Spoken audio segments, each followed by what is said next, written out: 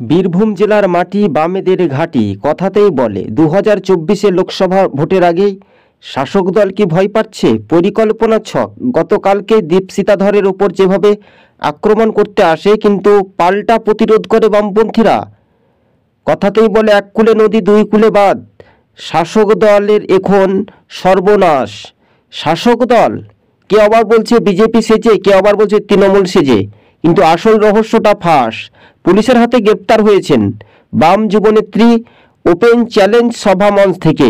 কেননা এবার লোকসভা ভোটে শাসকের এবার কিন্তু দাপটটা আর সেই রকম থাকবে না। যে গড় অনুবর্ত মণ্ডলের গড়ে বাম যুবনেত্রীদের তীব্র আক্রমণ। কেননা শাসক দল এবার কিছুটা ভয় পাচ্ছে।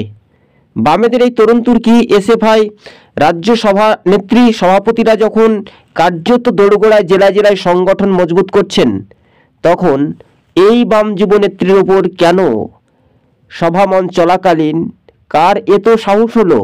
প্রশাসন সেটা দেখে কতটা উজ্জীবিত হবে? আদতে সে ছাড়া পাবে না তাকে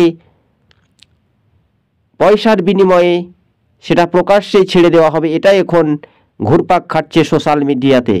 বামেদের একসময় স্লোগান ছিল, যদি তুমি ভয় পাও তবেই তুমি শেষ, তুমি যদি আন্দোলনের মধ্যে রুখে দাঁড়াও তবে হবে বামপন্থীদের একমাত্র কমরেড। হ্যাঁ, কথায় কথায় 12 আনা, না বলতে পারলে তৃণমূলের সর্বনাশ। এটাই এখন বলতে ভালো শুনতে লাগে, এমনটাই রাজনৈতিক মহলেই কালো।